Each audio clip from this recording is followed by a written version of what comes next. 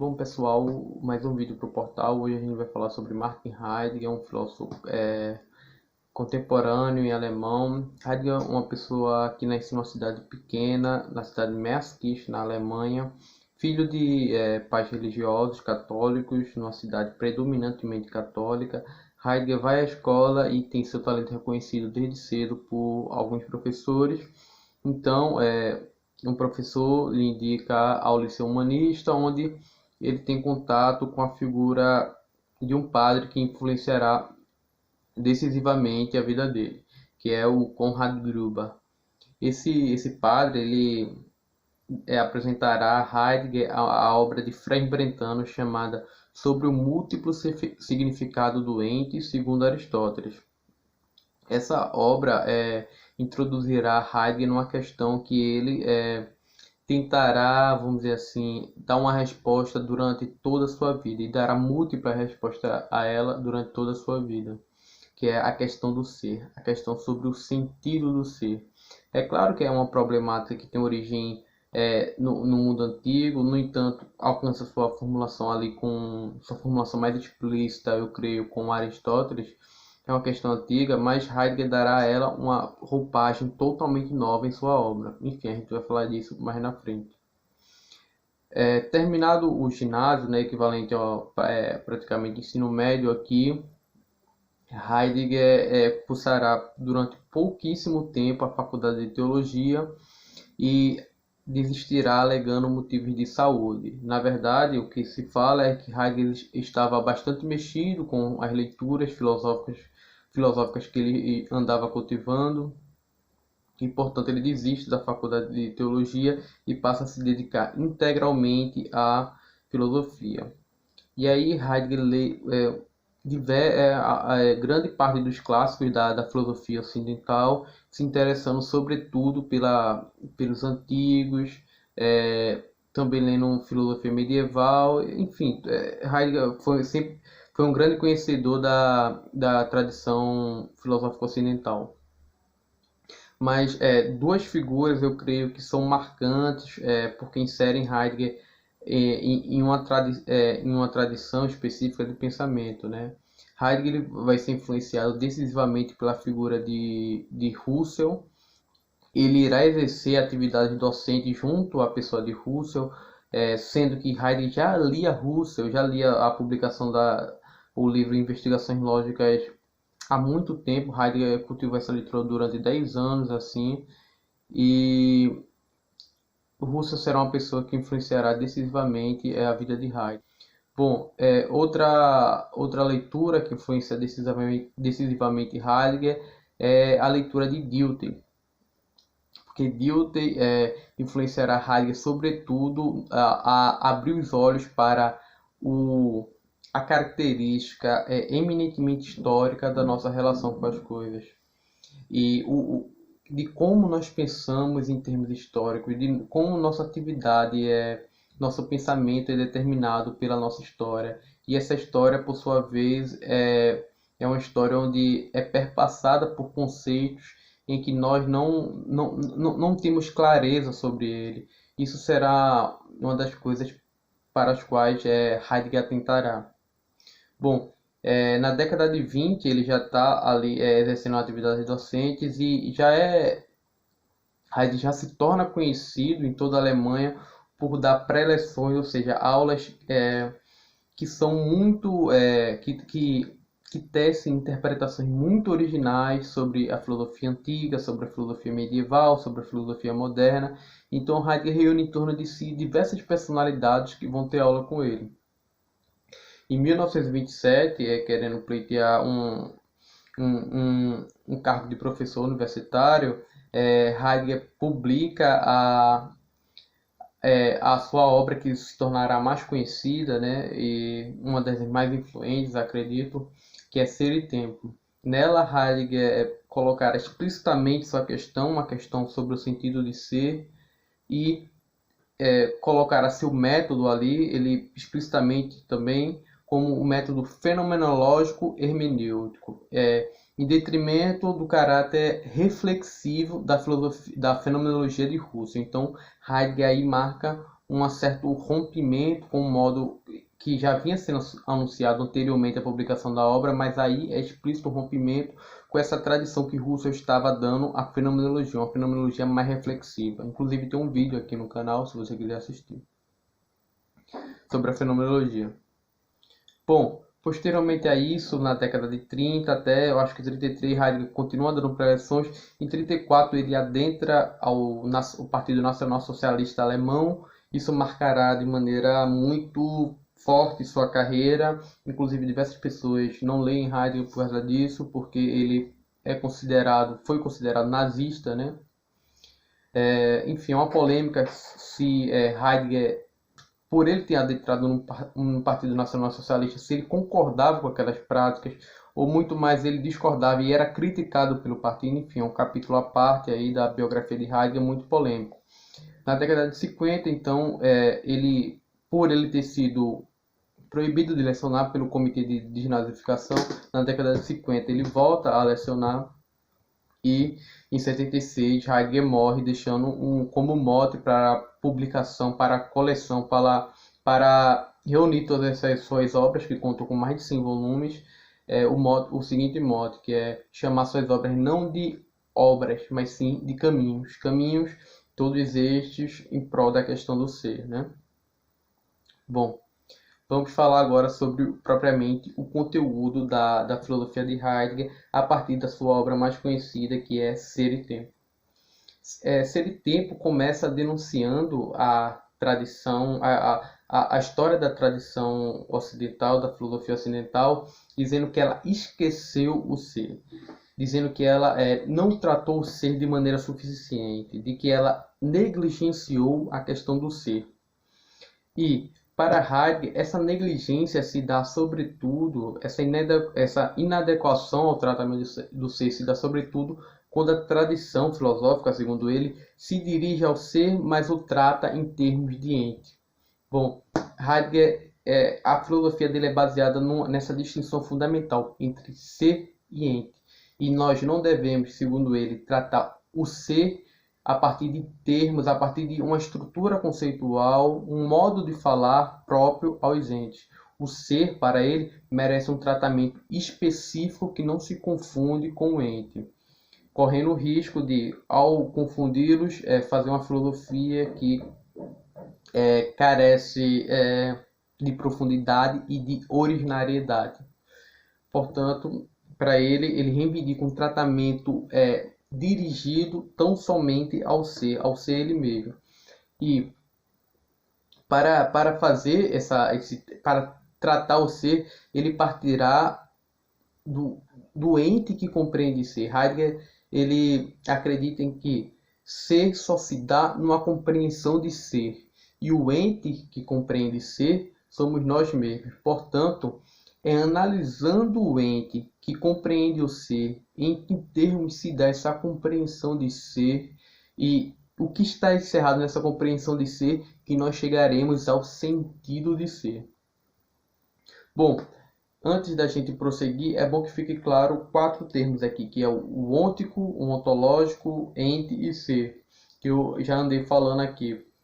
Bom, vou dar uma caracterização bem breve e sumária, que ente é tudo aquilo que é, mas tudo aquilo que é, né, os entes, eles diferem quanto ao seu ser, quanto ao seu modo de ser para Heidegger.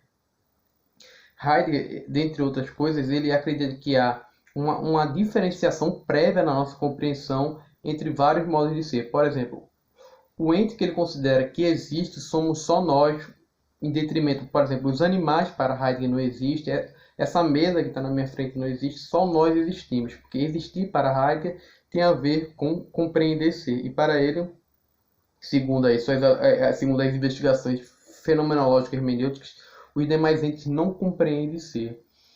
E, portanto, nós existimos, ou seja, nós somos um ente que tem o modo de ser da existência, ou seja, a estrutura ontológica da gente é determinada pela compreensão de ser, e, portanto, a gente se distingue quanto a essa compreensão de ser dos demais entes. Por exemplo, essa mesa aqui não tem compreensão de ser, mas, apesar disso, ela O ser dessa mesa para Heidegger seria o instrumento. Ela é para eu sentar aqui, posso comer, posso estudar, enfim. Eu acredito, e tudo que se refere ao ser seria ontológico, e tudo que se refere ao ente seria ôntico. Uma propriedade ôntica, no caso, seria, por exemplo, que eu estou vestindo essa camisa, que essa camisa é cinza. Isso são propriedades ônticas. Propriedades ontológicas são aquelas que diz respeito ao ser, como a gente falou aqui, da compreensão de ser. Bom, avançando, como a gente falou, o ponto de partida da analítica existencial, o ponto de partida da elaboração da questão do ser é a analítica existencial. Heidegger analisará o ser doente que nós mesmos somos. Esse nosso ser se dará em estruturas existenciais para ele. São estruturas ontológicas, estruturas que diz respeito ao nosso ser. Mas, para Heidegger, influenciado pela fenomenologia russeliana, ele tomará como assim, princípio norteador justamente uma certa suspensão. Por quê? Porque para Heidegger, para ele investigar o ente que nós mesmos somos, ou seja, o nosso ser, ele não partirá de teorias previamente concebidas e, de certa forma, irá colocar a pulso assim no seu objeto de investigação. Muito mais ele deixará o objeto se mostrar tal como ele se mostra em si mesmo, tal como ele aparece em si mesmo. Para Heidegger, ele chama isso de o fenômeno, aquilo que aparece em si mesmo a partir de si mesmo. E o que deve ser o fenômeno da fenomenologia para Heidegger é o ser. Portanto, ele não partirá de concepções prévias do que seja o homem, que o homem é um animal racional, que o homem é uma consciência, ou que o homem é uma consciência racional, é uma consciência transcendental, ou que o homem é uma criatura criada por Deus. Não. Heidegger partirá da maneira com que esse ente ele mostra a si mesmo em seu ser. E essa descrição, essa elaboração conceitual se dará em termos hermenêuticos, em termos interpretativos. Aí a gente tem dois fatores, a fenomenologia e a hermenêutica, né? Bom, prosseguindo, essa análise se dará não analisando o que nós somos, como é tradicional na filosofia, a partir do nosso comportamento teórico com as coisas, a partir daquela relação clássica da filosofia sujeito-objeto, em que nós temos um sujeito de frente ao objeto e nós, de certa forma, iniciamos nossa investigação filosófica a partir desses dois polos, né? Dessa dualidade. Não, Heidegger ele partirá não da relação teórica, não do modo reflexivo, não como nós investigamos teoricamente as coisas, mas ele partirá do modo como nós inicialmente sempre existimos, ou seja, junto às coisas, entregue a elas, sempre absorvido numa certa convivência, sempre absorvido em certos afazeres, em nossos projetos, em nossos empreendimentos para sermos aquilo que somos, ou seja, ao estudante, ele em sua existência cotidiana, ele já está sempre absorvido com aqueles seus projetos, seja se formar na faculdade para ganhar dinheiro, seja ser um professor. Para Heidegger, o horizonte de sentido, ou seja, o que a gente deve ler, o ser das coisas a partir dessa compreensão que o ser aí, que é como Heidegger vai chamar o homem, ele elabora, ele articula. Todos esses significados são articulados a partir do projeto prévio de ser que esse ente que nós mesmos somos exerce ao existir, ao compreender o ser.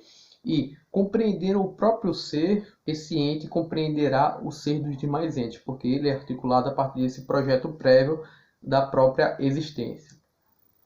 Bom, tendo falado que o âmbito de análise de Heidegger é a cotidianidade mais simples da nossa existência, Heidegger procurará justamente aí extrair aqueles existenciais, aquelas estruturas ontológicas que eu falei.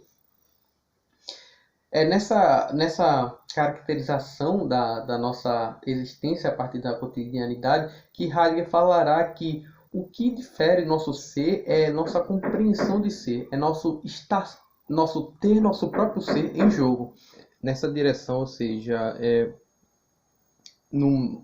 através do método fenomenológico hermenêutico, que Heidegger não utilizará para falar do homem, ou seja, ao estabelecer como ponto de partida a analítica existencial, ele não utilizará como ponto de partida uma definição prévia do que seja o homem.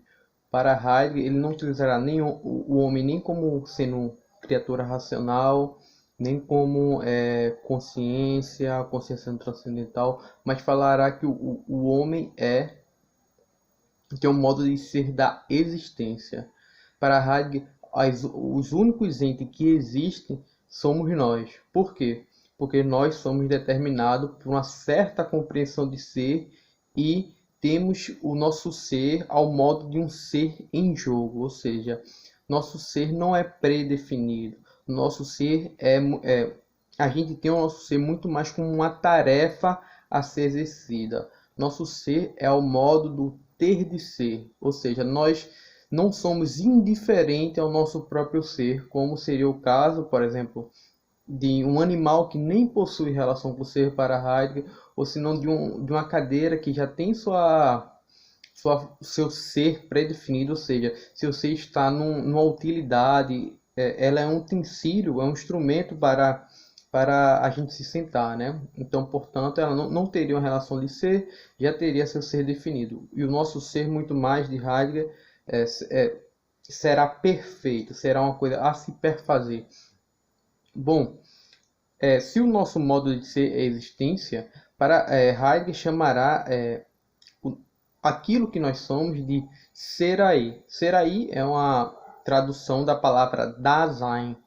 Da sendo o aí, normalmente utilizado no alemão como uma expressão locativa, né, de aí, mas Heidegger não utilizará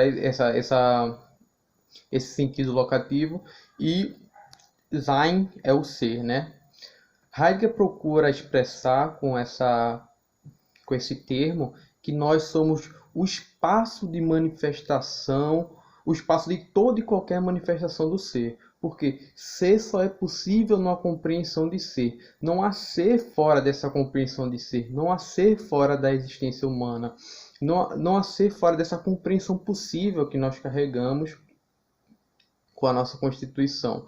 Por isso, nós somos o horizonte de toda e qualquer manifestação de ser para Heidegger. Por isso, ressalto aqui novamente, a elaboração da questão do ser, a sua tentativa de solução terá que começar por uma analítica existencial desse ente que compreende ser.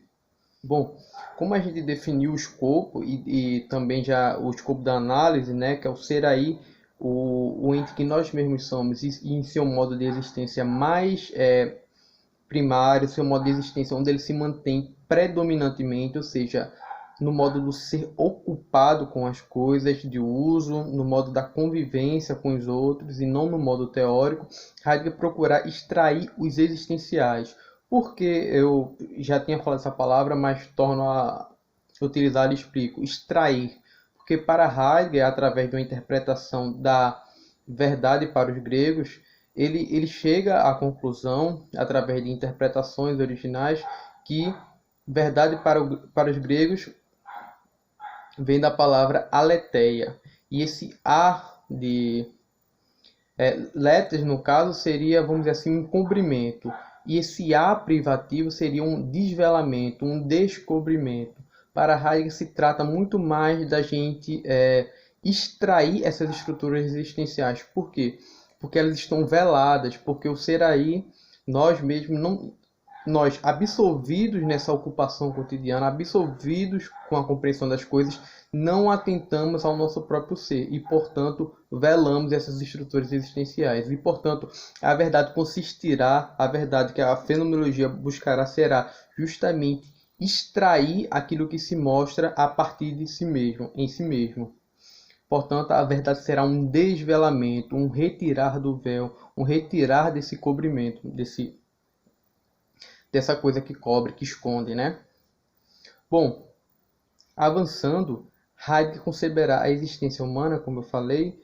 Vou aqui adiantar mais dois aspectos. Heidegger conceberá a existência humana como tendo seu ser em jogo, como eu falei, que é a definição do ente que existe, do modo de ser da existência, e dirá que o ser aí é um projeto lançado. Por que um projeto lançado? Porque o ser aí, compreendendo o ser, ele desde sempre já está no mundo previamente compreendido. Por quê?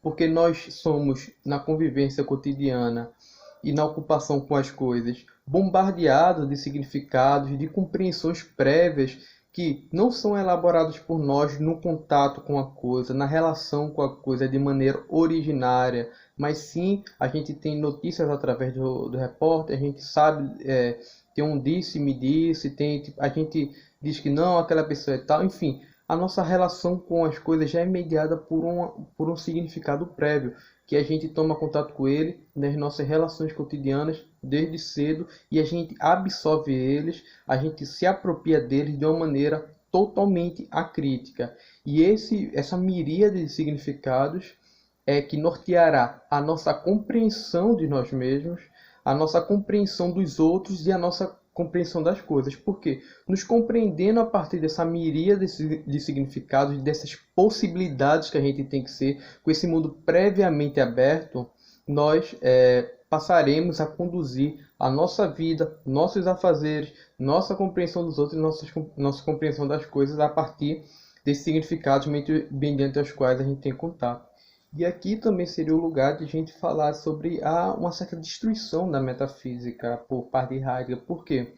Porque se ele fala que nossa relação com as coisas é mediada por conceitos da tradição, por significados auridos da tradição, de certa forma que tem seu direito, ou seja, for aurido de uma relação originária, mas cujo resultado a gente nem sempre não comprova em toda a sua originariedade, nós devemos, ao falar do nosso próprio ser, promover um certo desmonte desses conceitos, porque eles estão enrijecidos. Por quê?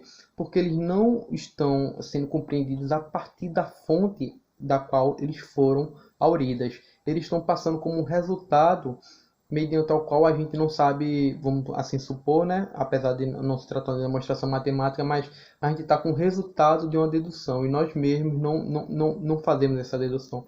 Portanto, Heidegger procurará pegar essas noções da metafísica tradicional, essas noções da filosofia ocidental, que são correntes no linguagem da filosofia, e promover uma destruição para tentar localizar o lugar de direito dessas expressões, em que medidas elas são legítimas, porque apelando ao ver as coisas tais como elas aparecem e detendo o nosso olhar nelas mesmas, a gente vai ver se essas noções atendem ao poder de manifestação daquele fenômeno, se elas se adequam à manifestação, ao aparecimento daquele fenômeno, se elas correspondem, se elas, vamos dizer assim, se elas encobrem muito mais, se elas revelam, se elas mostram, ou seja, terá que ser produzida aí uma apropriação crítica da tradição e, de certa forma, um certo desmonte para saber em que medida elas são legítimas. E, portanto, vamos detalhar aqui o que seria o projeto lançado. O projeto seria o ser aí já estando lançado nessa miríade de significados já previamente constituído, absorvido de maneira acrítica, ele se compreende a partir deles, ou seja, se projeta nessas possibilidades abertas pela tradição, por exemplo, ser estudante, por exemplo, estudar para ganhar dinheiro, enfim. Diversas possibilidades nas quais eu posso ser, por exemplo, ser estudante, ser pai, me identificar como sendo pai e a partir disso dedicar toda a minha existência, me dedicar como sendo um estudante, um filho, enfim, tem uma série de ideias que estão associadas a ser o pai, a ser uma mãe, que regirão todos os nossos afazeres, enfim, uma série de coisas. E esses significados normalmente são elaborados pela nossa tradição, pela cultura, né? E aí chega o momento da gente se perguntar que legitimidade tem esses significados. Portanto, o ser aí é um projeto lançado para Heidegger. E o ser aí sendo um projeto lançado, ele não desde sempre compreendeu ele mesmo enquanto um projeto lançado. Para Heidegger, inicialmente o ser aí não tem essa compreensão, o ser aí é alienado de si mesmo. Por quê? Porque ele, estando desde sempre já ocupado com as coisas, já ocupado nessa convivência, né? Ele compreendeu-se a si mesmo não a partir de si mesmo, mas sim a partir daquelas coisas com as quais ele se ocupa. Portanto, Heidegger dirá que o ser aí vive de início e, na maioria das vezes, de maneira imprópria, não compreendendo o seu próprio ser a partir de si mesmo, mas sim a partir das coisas com as quais predominantemente se relaciona. E, portanto, há um certo obscurecimento do modo de ser aí. De certa forma, para Heidegger, o ser aí se perdeu, porque ele não se conquistou, ele não se apropriou do seu próprio ser, que fundamentalmente para Heidegger é um ter de ser, é uma tarefa, que o ser aí é ao modo do ser um projeto lançado. Bom, agora a gente vai detalhar mais um pouco o que está em jogo nessa impropriedade. Para Heidegger, a impropriedade surge predominantemente das relações sociais. Para Heidegger, nas relações sociais, inicialmente há uma relação entre dois entes. A relação, o convívio de forma geral, ele se dá mediante um distanciamento de Heidegger, porque a gente sempre está tentando superar alguém, subjugar aquela pessoa ou torná-la ela um igual. E sempre tendo nossas possibilidades de ser regidas por esse outro, nós acabamos, quando tentamos superar, tentando subjugar ou tentando torná-lo um igual, a gente termina sendo conduzido, de certa forma, por esse outro. Porque sempre, tudo que eu faço, por mais enfim, cairá nessas três possibilidades e, portanto, eu já estarei sempre sendo conduzido por essas possibilidades de ou subjugá-lo, ou superá-lo, ou torná-lo igual. E, portanto, eu não estarei me compreendendo a partir do meu próprio ser, a partir das minhas próprias possibilidades, ou seja, primariamente a partir de mim mesmo, mas sim sempre a partir de um outro. Que um outro para Heidegger não é este nem aquele específico, mas é um outro em geral, e enfim, as demais pessoas também estarão se relacionando na convivência a partir disso, ou seja, a partir desse distanciamento mediante o qual a gente quer superar, quer afastar, a gente sempre está cuidando de um distanciamento. Bom, é esse distanciamento que fará com que que Heidegger fale que a gente está sempre sob a tutela de um outro. Esse outro, na verdade, é um impessoal. Esse outro, na verdade, é o lugar do mundo já previamente constituído, é o lugar da opinião corrente, onde todo mundo faz o que o outro faz, ou seja, o que se faz. Normalmente, para o ser aí a responsabilidade é tirada dele, dirá Heidegger. Por quê? Porque o ser aí está sempre, vamos dizer assim, vivendo sob a tutela de um outro em geral, de um impessoal. E, portanto, ele não terá que compreender a si mesmo, decidir sobre si mesmo. Por quê? Porque a convivência pública, de certa forma, já decidiu o que é uma possibilidade válida de ser, já decidiu o que constitui, vamos dizer assim, ser um homem. Como exemplo aqui, já determinou o que são critérios de virilidade, como deve se portar um homem. Enfim, essas coisas a gente toma contato de maneira totalmente acrítica, cresce conosco e nós passamos a reproduzir aquilo sem nunca estabelecer uma relação, dirá Heidegger, originária com aquilo. E a gente fica aí tendo nossa existência conduzida por parâmetros totalmente pessoais que não foram elaborados por nós. E isso, de certa forma, dirá Heidegger, dará uma certa tranquilidade ao ser aí. Por quê? Porque o ser aí não precisa decidir, ele sempre já está mediado com a coisa, já tem uma sua relação mediada com a coisa a partir de um significado que não foi constituído por ele, e ele nem precisa fazê-lo. Por quê? Porque o que é válido na convivência não é um significado aurido originariamente, ou seja, é aquilo que vale, é aquilo que está, vamos dizer assim, no senso comum, é aquilo que é corrente, é aquilo que, por exemplo, se você chegar numa discussão entre, sei lá, uma discussão política, e você parar para procurar a verdade mesmo, você parar para analisar as coisas, as pessoas vão, na maioria das vezes, às vezes parar de falar. Por quê? porque elas estão se movendo ali no âmbito de opiniões já previamente constituídas. Se você fala algo, ela tem outra coisa a dizer. E se ela tem uma coisa a dizer, aí você diz outra. E aí vai tecendo aquele diálogo. Agora, quando se procura estabelecer uma relação, será que foi mesmo aquilo? Será que foi? Vamos procurar não sei o quê. O assunto morre. Por quê? Porque as opiniões consolidadas, elas não estão se alimentando mutuamente indefinidamente, mas sim a gente começa aí a procurar uma relação originária com a própria coisa. Mas, apesar de isso ser constitutivo nosso, esse impessoal, Heidegger dirá que necessariamente ele não precisará conduzir toda a nossa existência, nossos afazeres. Nós podemos mudar essa situação, nos compreendemos a partir do nosso próprio ser. E aí envolve uma série de análises existenciais que Heidegger fará, que ele chamará, ao contrário desse primeiro modo, né, em que a gente está perdido, a gente está compreendido por parâmetros que não são nossos, ao contrário disso, a gente será próprio, ao invés de impróprio, como eu estava estabelecendo aqui.